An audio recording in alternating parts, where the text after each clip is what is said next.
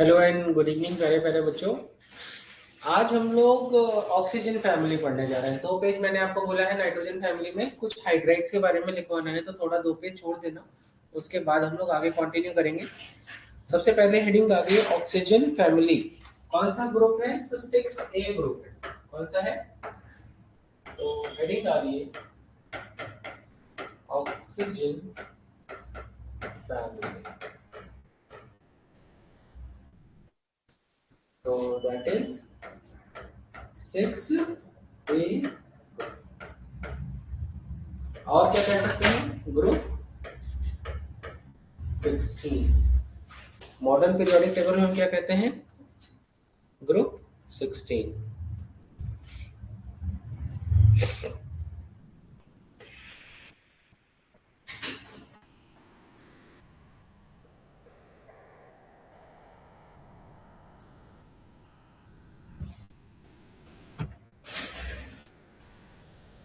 आवाज नहीं आ रही है? अब आ रही है? ओके, चलो।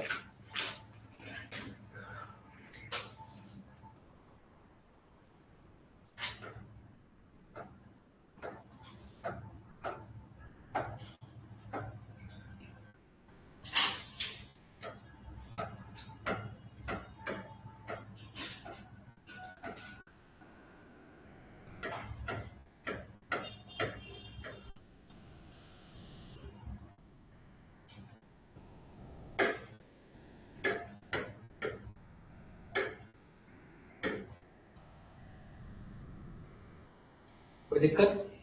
उससे टीपो, टीपो मतलब छापना, है ना? चलो, तो इसका एटॉमिक नंबर तो 8 होता है, इसका होता है 16, सिलीनियम का होता है 34, इसका होता है 52, और इसका होता है मे बी आई थिंक 84। ठीक है। पोलोनियम जो है वो रेडियो एक्टिव मेटल है। कैसा है? Radio active metal. और सेलेनियम और टेलुरियम ये है मेटेलॉइड्स। और ये ऑक्सीजन और सल्फर क्या है?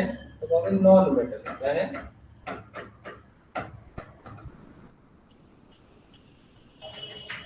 जब मैं बात करता हूँ जनरल इलेक्ट्रॉनिक कॉन्फ़िगरेशन की, तो इलेक्ट्रॉनिक कॉन्फ़िगरेशन क्या रहता है? नोबल गैस, NS2, NP, तो कहीं पे लिखेंगे 4। N क्या है? Period number. क्या होता है?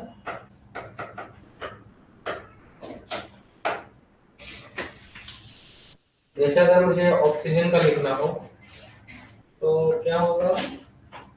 हीलियम, और ये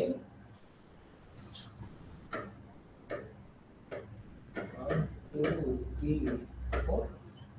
अगर मुझे सल्फर का लिखना है तो मैं लिखूंगा नियॉन, 3s2 3p। तो सिलीनियम का होगा तो 3s2 4s2 4p4, 5s2 5p4, 6s2 6p। बात समझ में आ रही है? सबको आवाज आ रही है? Am I audible?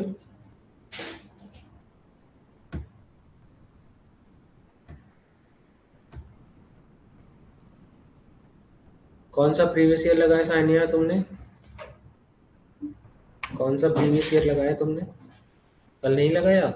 कल एनसीईआरटी के कर लिए थे। ठीक है, कोई बात नहीं। लगाना 2025 ही लगा के कल आ पाओगे, बताना मुझे, ठीक है?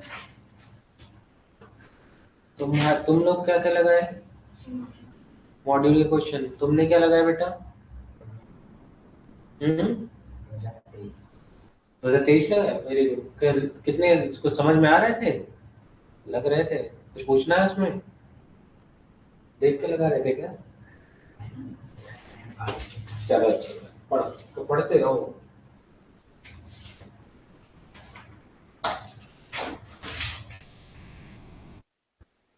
फायदा मिलेगा बहुत ज्यादा अगर आप पेपर लगाओगे। बिना देखे लगा लो, देख के गलत लगा लो, लेकिन लगाओ।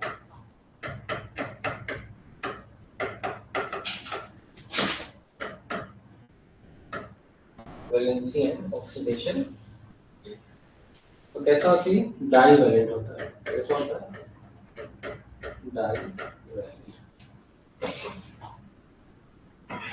जो सल्फर है वो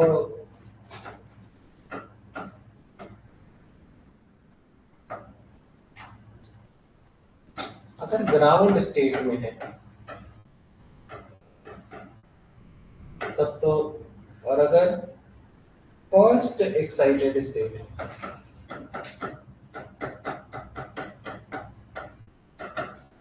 और अगर सेकेंड एक्साइटेड,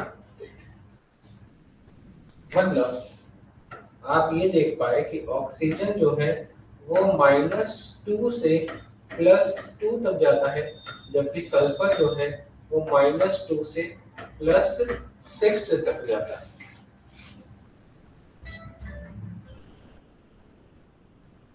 ओके, हेडिंग आ फिजिकल स्टेट। देखो, जो आपका ऑक्सीजन है वो है तो डाई एटॉमिक, लेकिन पैरामैग्नेटिक है। ठीक है, और इसके पास कितने, n की वैल्यू कितनी है, 2। What is n, number of unpaired electron. Okay, जब मैं बात करता हूँ सल्फर की, जब मैं बात करता हूँ सिलीनियम की, और जब मैं बात करता हूँ टेलुरियम पे, तो S8 हमको देखने को मिलता है, Se8 देखने को मिलता है, T8 देखने को मिलता है। मतलब ये क्या है, तो कहोगे बेटा ऑक्टा एटॉमिक, ऑक्टा एटॉमिक क्या है, ऑक्टा एटॉमिक स्पेसीज है। ओके, जब मैं बात करता हूँ S2 की, तो वेपर स्टेट में ये पैरामैग्नेटिक होता है, और जो S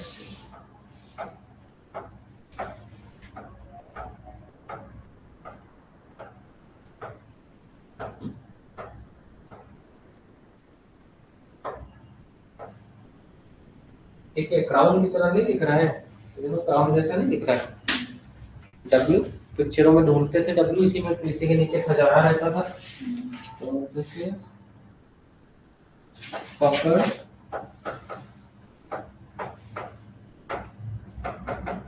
रिंग स्ट्रक्चर, या हम क्या कहते हैं, क्राउन स्ट्रक्चर। यहाँ पर हमें कोवैलेंसी क्या देखने को मिलती है, दैट इज 2। यहाँ पर हमें जो ऑक्सीडेशन स्टेट देखने को मिलता है वो मिलता है 0, क्योंकि सेम स्पीसीज के बीच में है। It is yellow solid, yellow solid, और क्या कहते हैं उसको, ब्राइम स्टोन कहते हैं।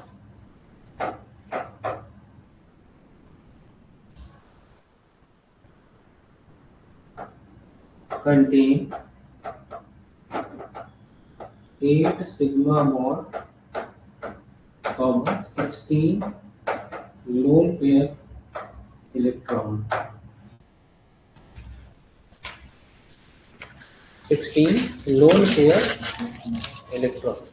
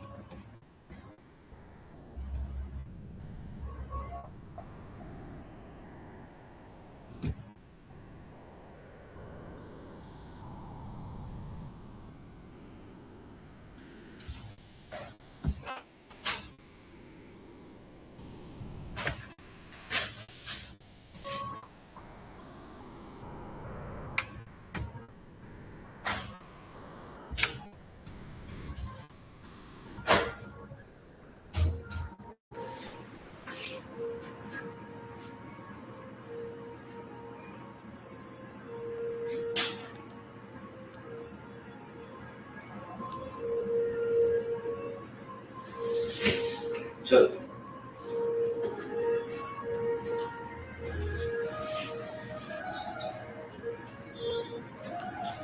आजकल सारी शादियां दिन में हो रही हैं क्या?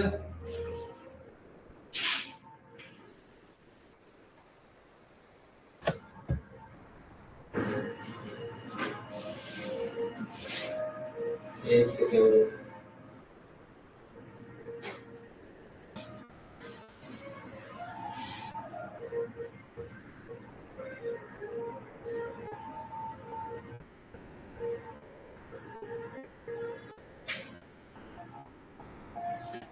चलो, यहाँ तक समझ में आ गया। अब ये जो सल्फर है, इसमें ये देखो, एक लोन पेयर यहाँ होगा, एक लोन पेयर यहाँ होगा, तो दो लोन पेयर, दो सिग्मा बॉन्ड ना, क्या लिखने को मिला? दो सिग्मा और दो लोन पेयर, तो हाइब्रिडेशन क्या हो गया? sp3।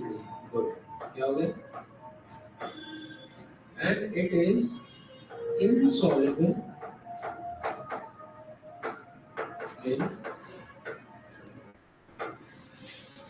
एंड नॉन पोलर है ना, नॉन पोलर है तो बहुत है insoluble।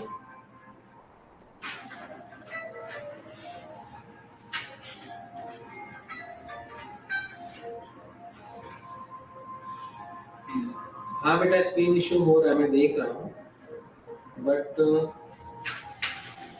अभी ठीक है। चलो पढ़ते हैं। मुझे लग रहा है कि यहाँ तक आप लोगों को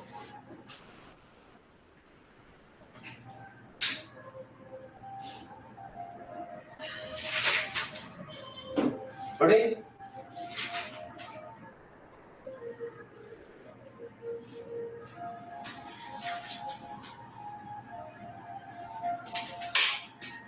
चलो लिखो,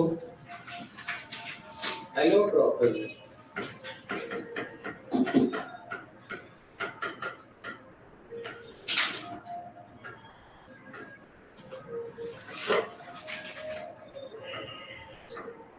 तो ऑक्सीजन का ऊपर दो इलेक्ट्रॉन देखने को मिलता है। जब मैं बात करता हूँ सल्फर की, तो मुझे मिलता है सल्फर, रोम्बिक सल्फर।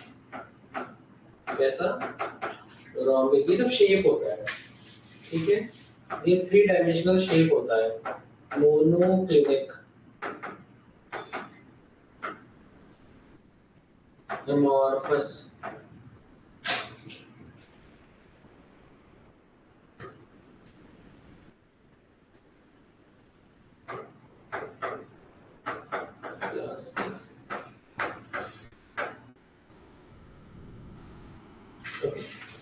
इसके बाद बात आती है इलेक्ट्रो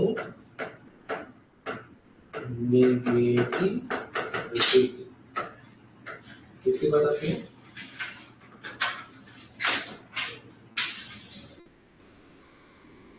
तो they are highly electronegative, and electronegativity decreases down the group। इसके बाद बात आती है इलेक्ट्रॉन एफिनिटी की।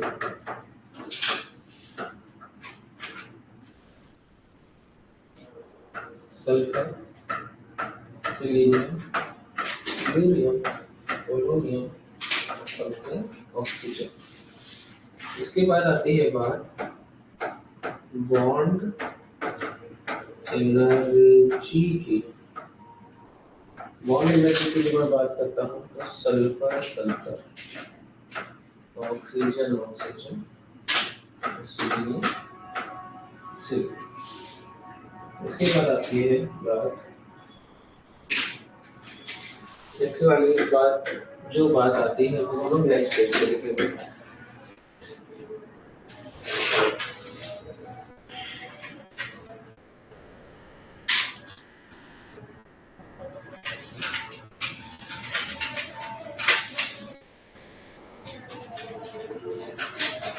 ठीक है, बॉन्ड एनर्जी की बात करें या bond dissociation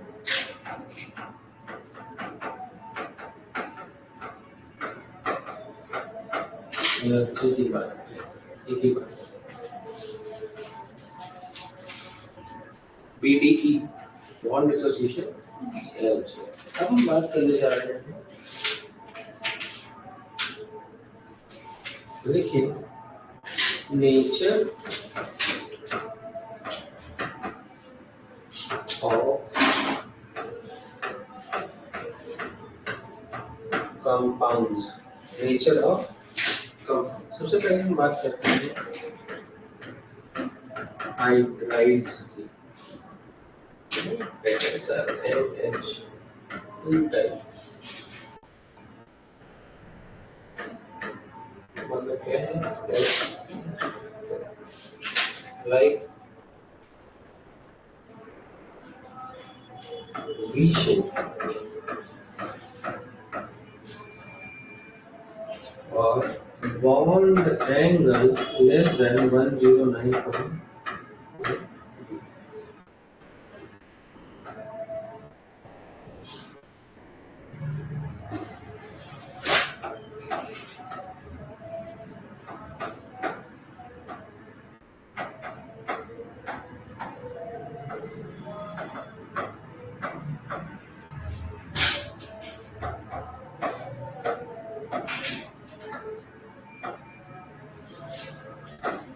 Thermal stability decreases along the group, reducing power बढ़ती है, स्टैंडर्ड इंथैल्पी ऑफ फॉर्मेशन आपकी घटती है, एसिडिक स्ट्रेंथ आपकी बढ़ती है, पीएच आपका घटता है और बॉन्ड एंगल आपका घटता है, डाइपोल मोमेंट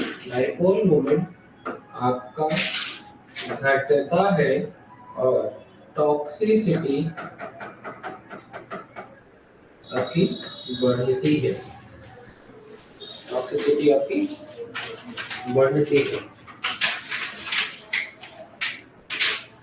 क्या मैं आगे बढ़ जाऊं?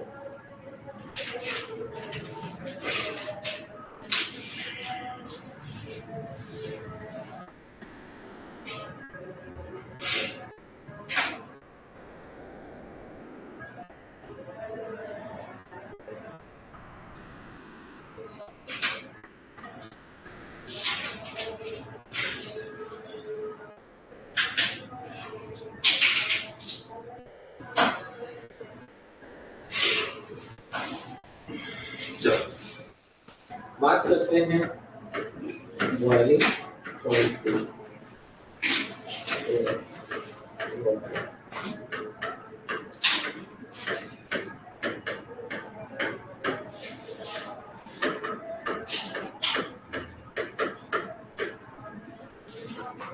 ठीक है, अब बात करते हैं हम ऑक्साइड्स की।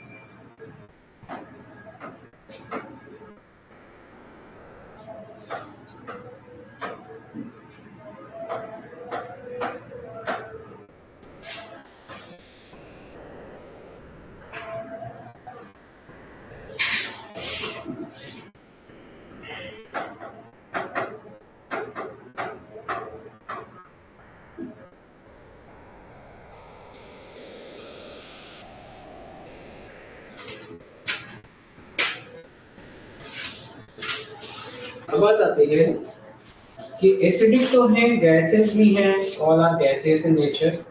सो इनकी जो एसिडिक स्ट्रेंथ है that is directly proportional to electronegativity and directly proportional to oxidation state of central metal।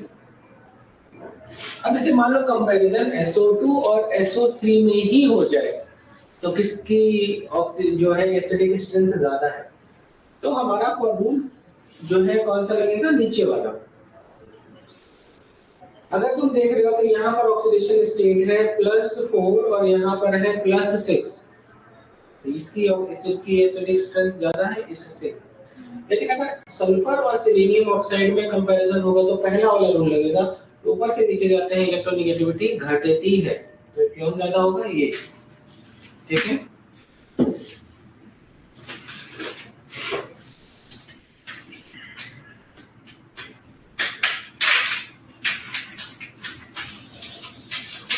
Okay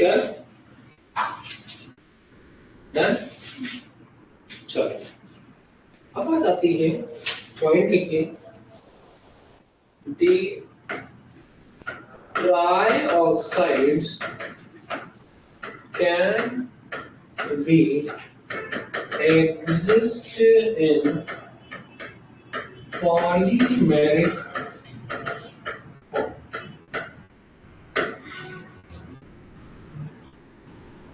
तो और पॉलीमेरिक फॉर्म में हम ये कैसे होते हैं, सॉलिड कैसे होते हैं, सॉलिड लाइक SO3 का whole thrice, this is solid cyclic solid trimer, cyclic solid trimer. आप देखो जरा SeO3 का whole again cyclic solid tetra. अगर मैं किसी का स्ट्रक्चर बनाऊं जो आप कहेंगे मैं वो स्ट्रक्चर बना दूं, मैं इसका स्ट्रक्चर बना के दिखा रहा हूं। देखिए this is sulphur, double bond oxygen, double bond oxygen, oxygen. अब 3 बनाने, sulphur, double bond oxygen, double bond oxygen, ये इसके साथ बॉन्ड बना दिया और इसका ऑक्सीजन यहाँ आ गया। फिर से क्या होगा, sulphur, double bond oxygen, double bond oxygen और एक ऑक्सीजन, बन गया ना साइक्लिक ट्राइमर। तो ये है आपका सल्फर का SOO3 का whole thrice, cyclic solid trimer. जब मैं बात करता हूँ ऑक्सी एसिड्स की, डन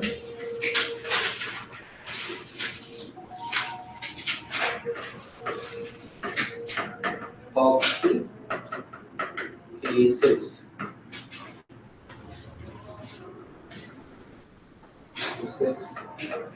H2MO3 या H2MO,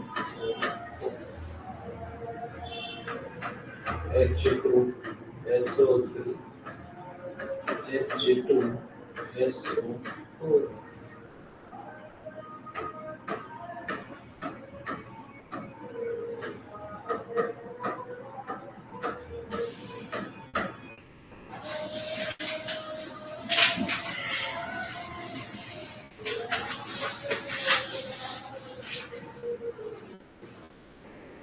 डन, नोट करिए।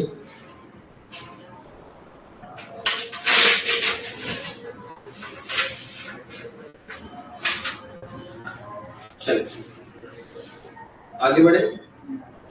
अब हम बात करने जा रहे हैं कि सल्फर की क्या और कौन कौन सी ऑक्सी एसिड्स हो सकती हैं।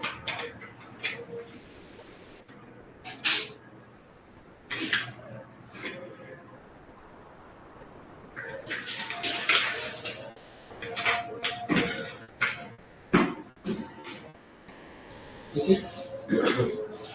तो देखिए नेक्स्ट क्वेश्चन हमारे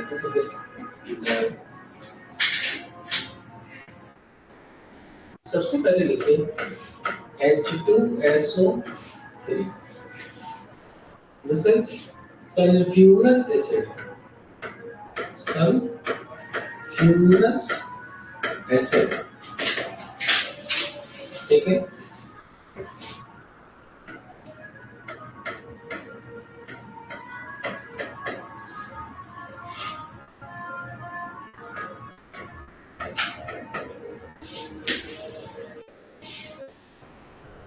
नेक्स्ट इज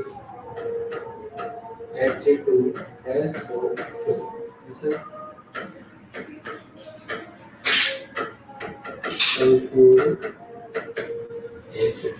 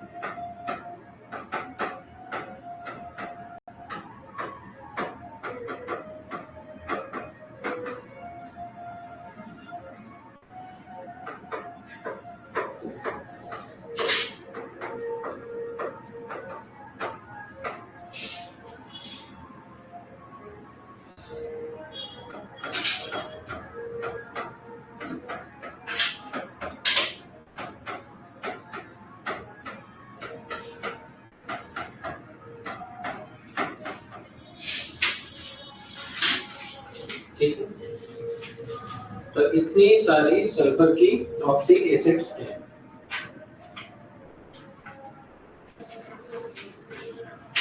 अब आगे बढ़ जाए।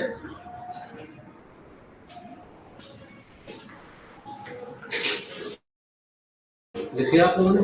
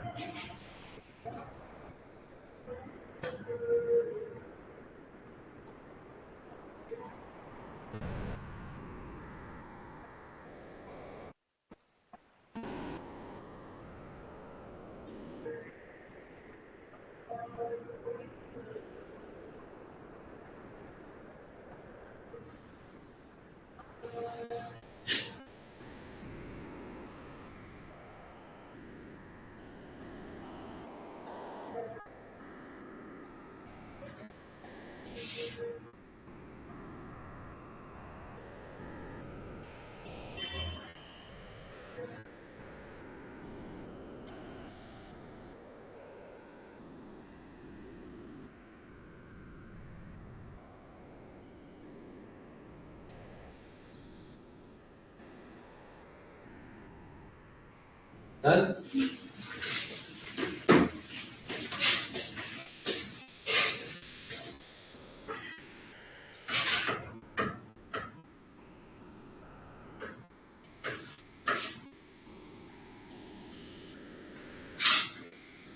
अभी x की वैल्यू कुछ भी हो सकती है, 2 हो सकती है, 3 हो सकती है, 4 हो सकती है, 5 हो सकती है, एंड सो ऑन। 2 हो सकती है, 3, 4, बाकी इस तरीके से आप कुछ भी रख सकते हैं। इसको हम कहते हैं पॉलीथायोनिक एसिड। क्या कहते हैं? पॉलीथायोनिक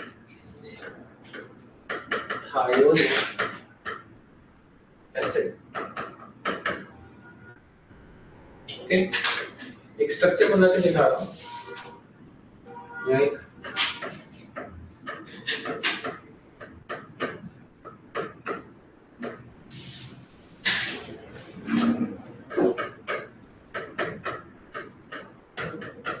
अब मुझे लग रहा है कि इतना आपको समझ में आ गया कि बीच में आप कुछ भी कर सकते हैं, मतलब कितने भी सल्फर लगा सकते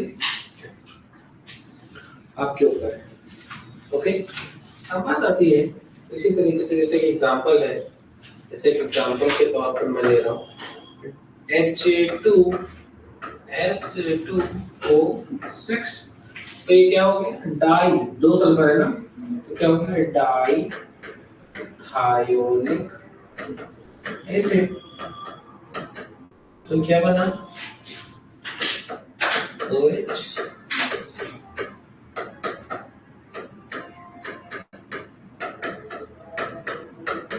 देखो, दो सल्फर, दो हाइड्रोजन, 6 ऑक्सीजन, है ना। इसी तरीके से तो मान लो हो गया H2S4O6।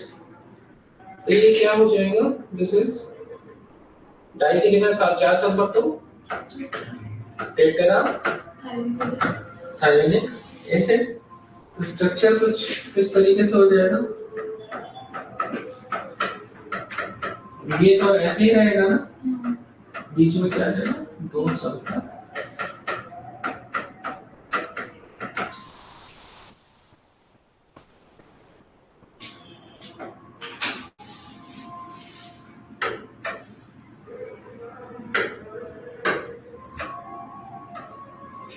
है ना। इसी तरीके से अगर कहीं लिखा हो H2SX4, तो दिस इज पॉलीथायोनिक पॉलीथायोनस एसिड।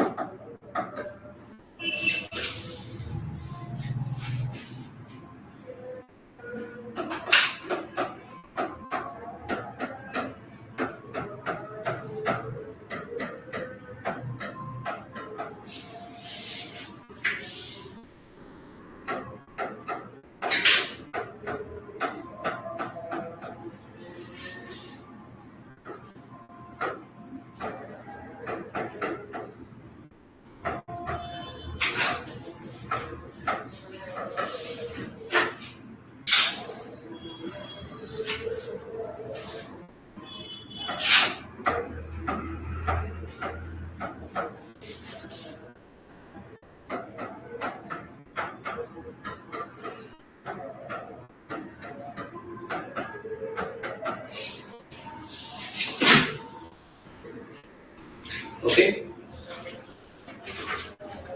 चलो आगे बढ़ते हैं।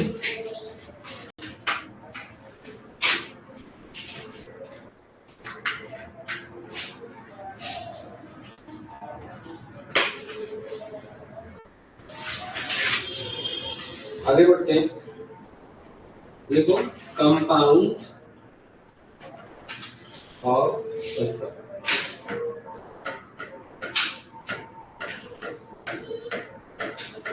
कोई एनसीईआरटी लाया है टी ब्लॉक? कल ले आई है, ठीक है, ज्वाइन करो भाई।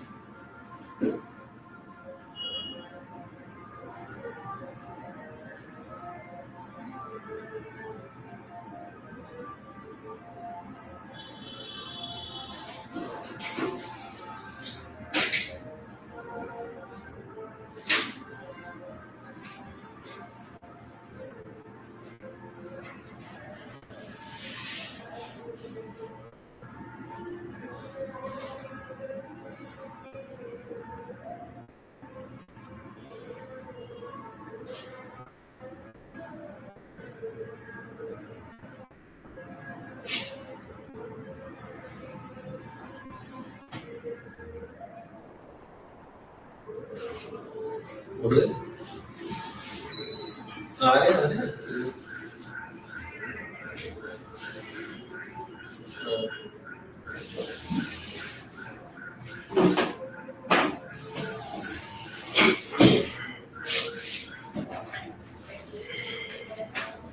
चलो हेडिंग डालो SO2। सबसे पहले हम क्या पढ़ने जा रहे हैं? SO2 के लिए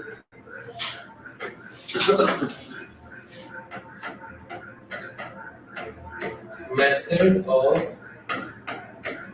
प्रिपरेशन।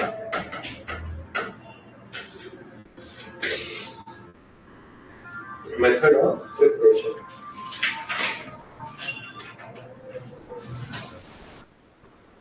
ठीक है। तीन मेथड है बैक टू बैक। जैसे सबसे पहला है कोई भी सल्फाइड या बाई सल्फाइड आयन को जब कभी भी हम डाइल्यूट एसिड के साथ रिएक्ट कराते हैं तो हमें क्या देखने को मिलता है? सल्फर डाइऑक्साइड और जैसे Na2SO3 तो हमने डाइल्यूट HCl से रिएक्ट करा दिया, आपको पता है हमें क्या देखने को मिला? सल्फर डाइऑक्साइड और साथ साथ में ये देखो ये Na2SO3 को हमने कैसे रिएक्ट कराया? इससे हमें क्या देखने को मिला साथ में? तो सॉल्ट क्या होगा? सोडियम का सॉल्ट क्या होगा? NaCl और साथ में water in the form of by product.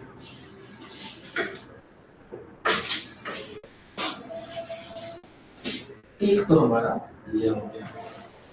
अब दूसरा देखो, कोई भी मेटल लेकिन किसको छोड़ करके? एक्सेप्ट मर्करी, गोल्ड, सिल्वर और प्लैटिनम। ओके, मतलब कॉपर को कंसीडर किया है ना? जबकि कॉपर डाइल्यूट एसिड से रिएक्ट नहीं करता।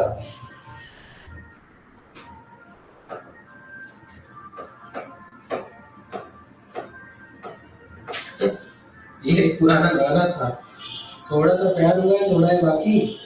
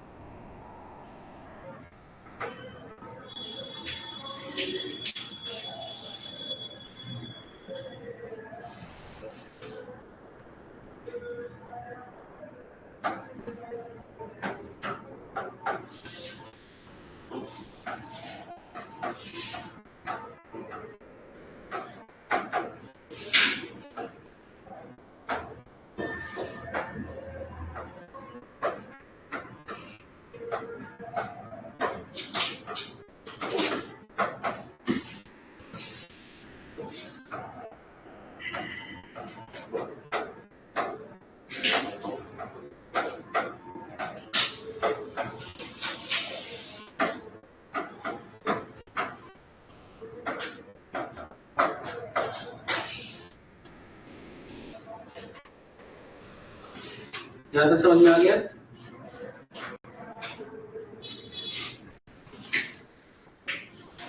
ठीक है, राइटिंग सुंदर है मेरी ना, साफ सुथरी।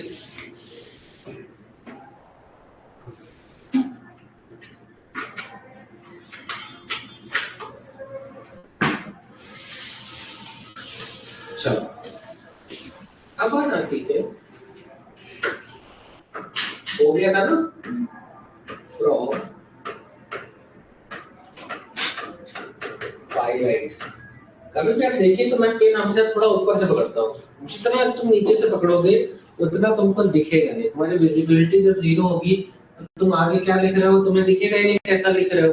लेकिन अगर तुम्हारे पास विजिबिलिटी होगी, पेन तुम्हारे थोड़ी ऊपर होगी, तो तुमको दिखेगा कि तुम क्या लिख रहे हो। तो ये भी बहुत यही इम्पोर्टेंट है, राइटिंग सिखाना पड़ता है।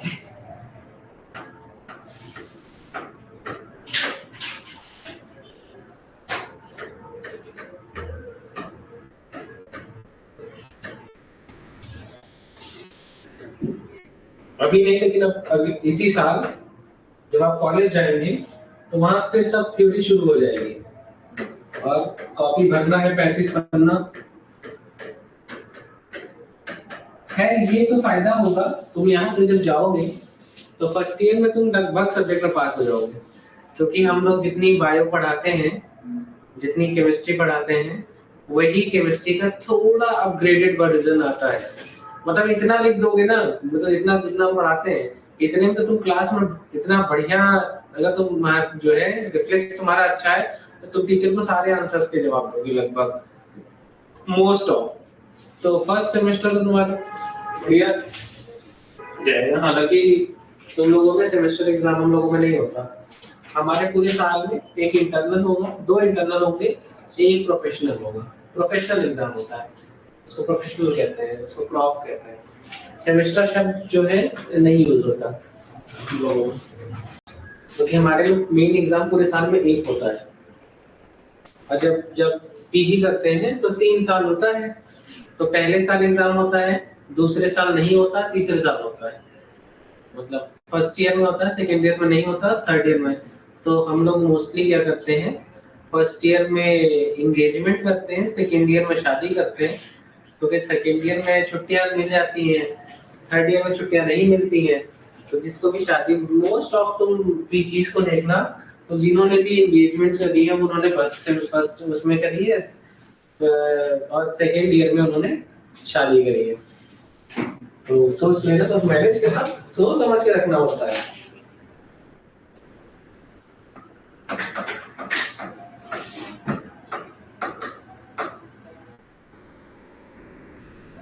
This is also called as fool's gold, नकली सोना।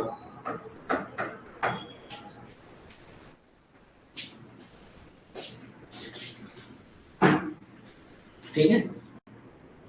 अरे यार जिंक कहाँ से आई है? सॉरी।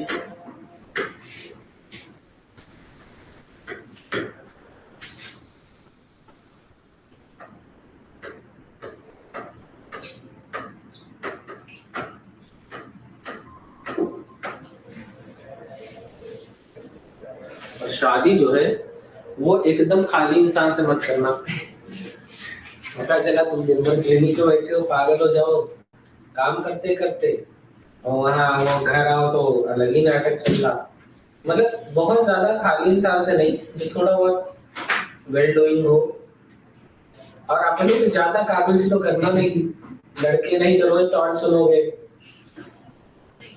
हाँ, थोड़ा सा अपने से कम काबिल से कर लोगे तो सुनना सुनना सुनना कम पड़ेगा। वेल टू डू हो लड़की, ऐसा कोई जरूरी नहीं है कि नहीं, बहुत ही जो है, जो बहुत ज्यादा पैसे कमाएगा वो तुम्हारा सरदर्द मचा देगा, तो उसको तुम्हारी जरूरत ही नहीं है। तो वेल टू डू हो, ठीक ठाक हो, और डॉक्टर मिल जाए तो भाई किस्मत ही अच्छी है। हाँ? और लड़कों के लिए एक बहुत अच्छी बात है कि ऐसा नहीं कि एकदम बहुत हीरोइन टाइप की लड़की से शादी कर लेनी है, नहीं करनी है, क्योंकि वो सरदर्द है। थोड़ा कम हीरोइन होगी तो भी चलेगा, नहीं तो तुम्हें खाना आना पाओगे नहीं। कहीं हाथ खराब हो जाएगा, कहीं नाखून गंदा हो जाएगा, कहीं क्या हो जाएगा।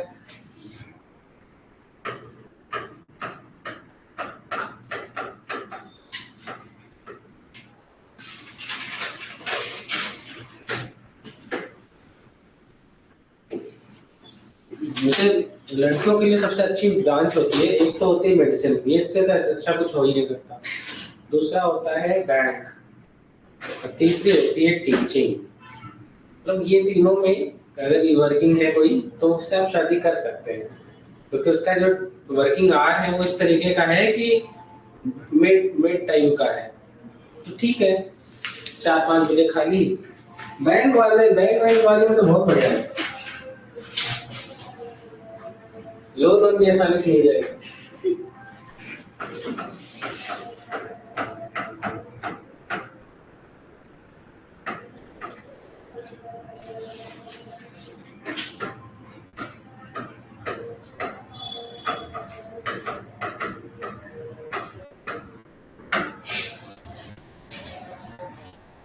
और हमको तो लगता है सेम ब्रांच वाले तो शादी नहीं करो, क्योंकि वो तुम्हारे ट्रीटमेंट में 10 तो गलती दिखाएगी।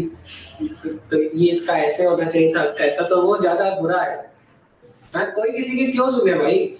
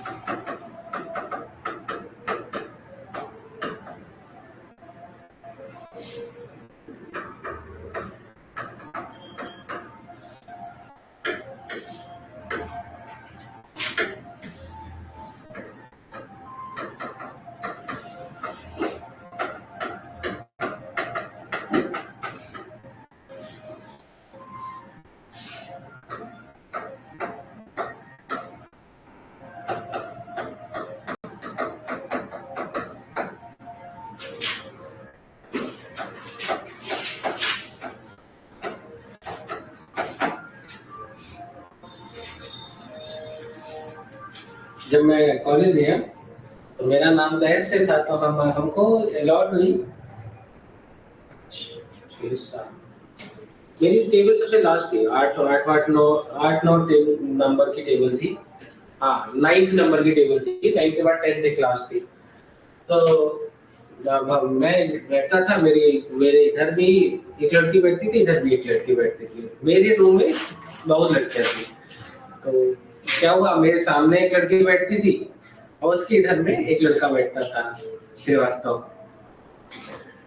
अब क्या हुआ कि श्रीवास्तव भी बढ़िया था और उसके बगल में एक लड़की थी, दुबे।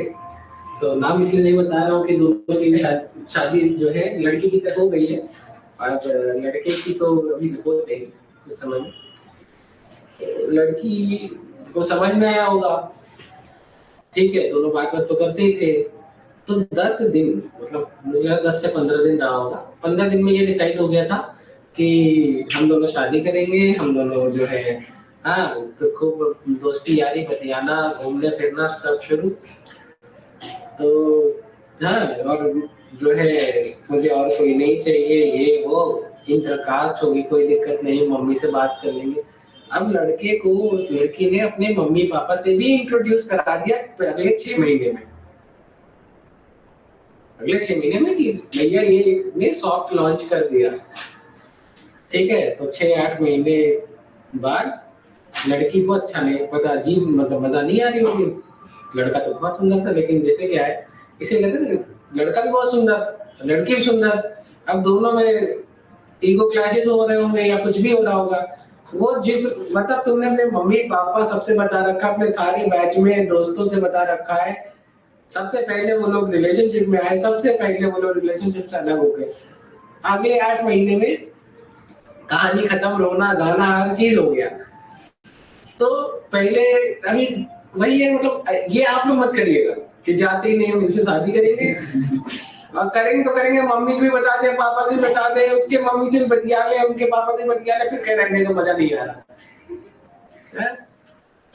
तो ये सब नहीं, जब समझ में आ जाए तब शादी करेंगे। तो शादी करने में तो 5 साल तो कॉलेज में रहोगे, 5.5 साल तो नहीं रहोगे। तो देखते रहना, समय के साथ साथ रंग दिखते रहते हैं, कौन रंग बदलता है कौन नहीं बदलता है।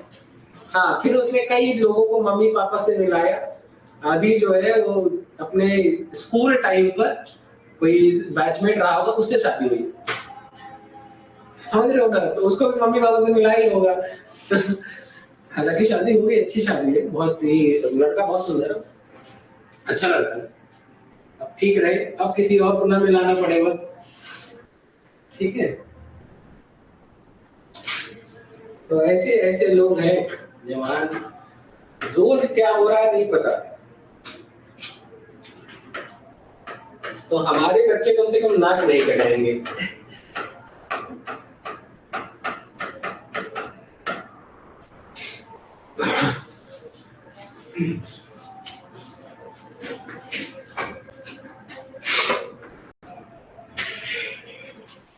और तुम्हारे असली दोस्त बनेंगे फर्स्ट ईयर में, सिर्फ फर्स्ट ईयर में।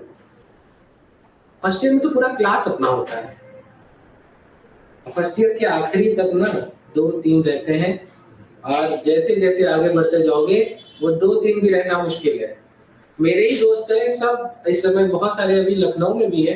मैं आपको विश्वास बताऊं, हम लोग मिल ही नहीं पाते कभी।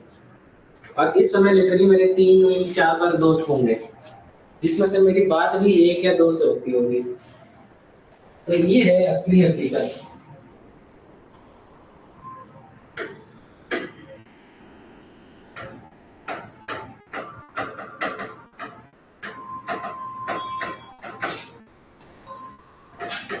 कोई भी एक सॉल्ट इसमें कन्वर्ट हो जाता है अस सॉल्ट में। एक रेडिएटिंग एजेंट है SO2, हमने इसको ट्रीट किया Fe2SO2।